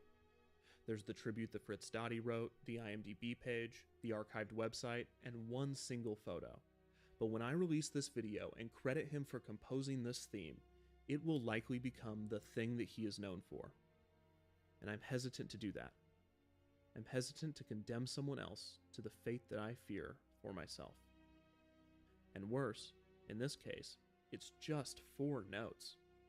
There is an obvious solution to this, and that is to expose you to some of Alex's other work while I have your attention, to give you a broader sense of his talents and artistry outside of this 4-note mnemonic. I could play a few clips from his other compositions. I could link to some of his work and encourage you to go listen to it on your own. But I don't have to, because you've already listened to his music. The entire video. In fact, you're listening to it right now. Yup, I knew it. The whole time. Since the beginning, it's been the same song, I noticed that. You've been listening to the music of the late Alex Lazarenko.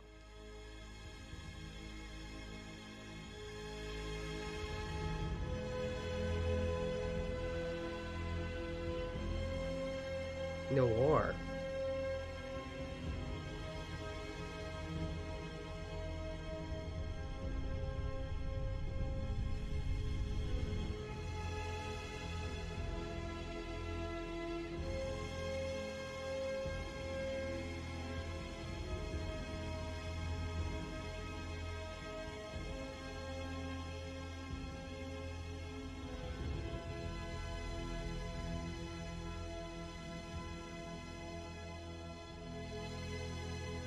Wow. Do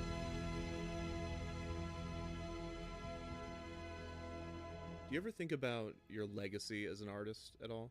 I have lots of thoughts on the subject. You know, I asked my wife, there's a gentleman who's got in touch with me who's interested in the Disney work that I did. And is that what I would like to go on the record speaking about, you know, when I have these other parts of my work and all of this kind of, and then I thought, well, you know, I brought to it everything that I bring to everything that I do. Perhaps there's a sort of a grandiosity in the artist, in all of, probably in every artist, that wants to be the person who is remembered as, you know, the great, the serious, the world-changing.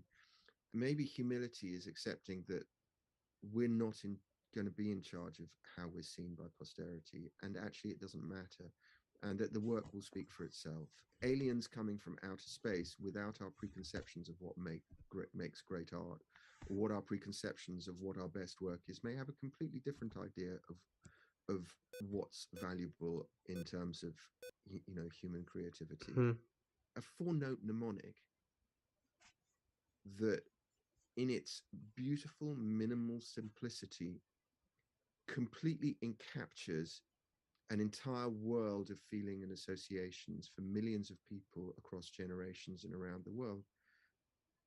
I think that's a pretty outstanding legacy. He was just good at understanding the big picture of a lot of things. So when he wrote the music, I think he knew in his mind that something as simple as that 4-note mnemonic could have a shelf life of 20 years. I really do.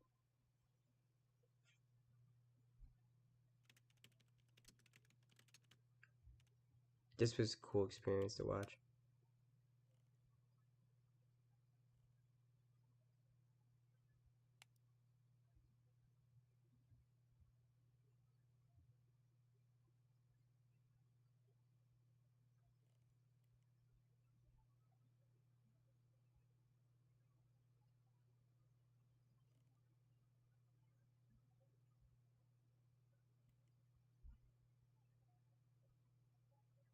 Ball flipper. No regrets.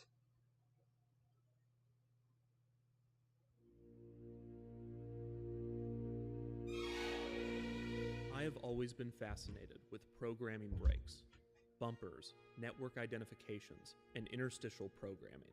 Their existence is so practical, often necessary, and yet there is so much creativity and artistry put into them. Yes. It's confounding.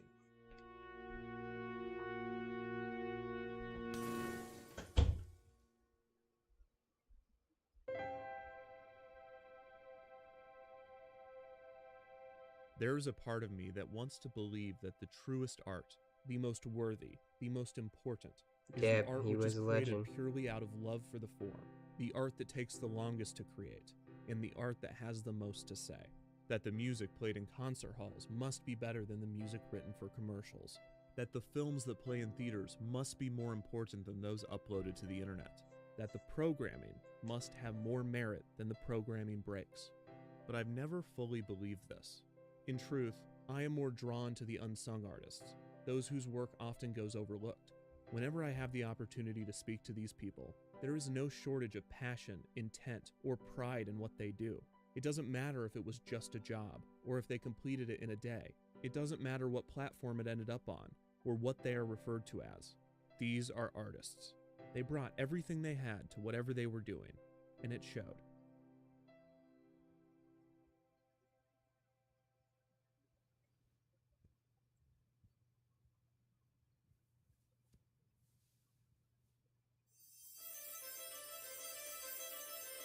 There's the glow stick.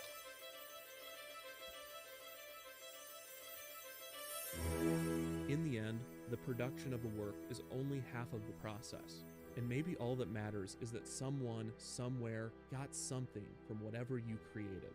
And in the case of the Disney Channel mnemonic, that is indisputable. In the minds of thousands, if not millions of people, this music evokes feelings and memories, often long lost. This sound has the ability to bring back anything from the feel of carpet to the color of walls. It could return one's mind to a happy childhood, or represent a safe reprieve from a difficult one. It could be a symbol of a relationship with a sibling, or a parent, or a friend. It could even inspire future artists. All from a sound. Any one of us, artist or otherwise, would be fortunate, blessed even, to be remembered for a single note.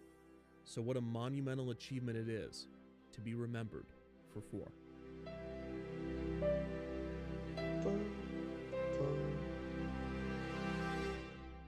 Yeah, that was very cool. Love that. And I love the ending. Definitely a like. I love the like, for sure. That's so cool.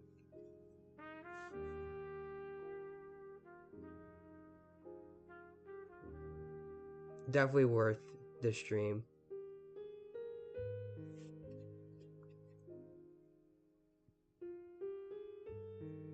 Definitely gonna play to the end if this is music of Alex Larsarenko.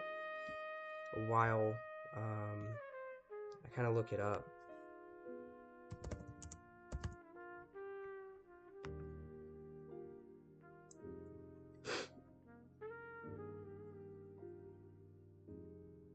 Wow, that's amazing. And now people are like giving him all the credit for it.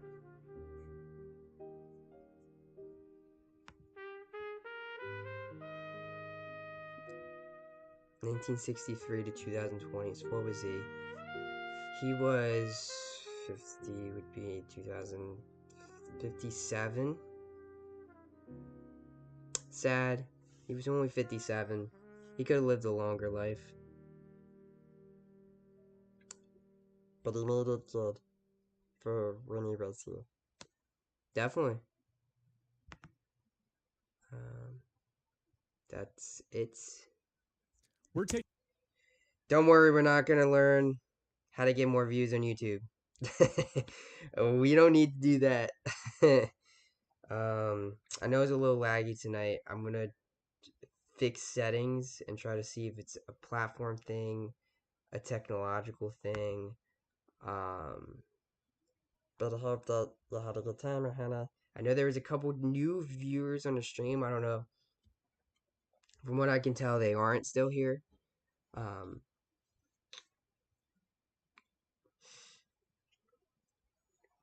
From what I know, they aren't here. But I'm glad for the people that stayed the whole time. Thank you, April.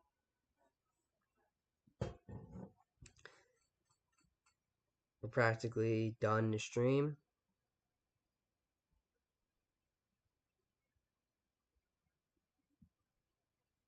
Oh, are you talking about this video right here?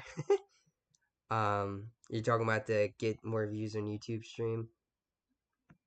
This was streamed last week too, so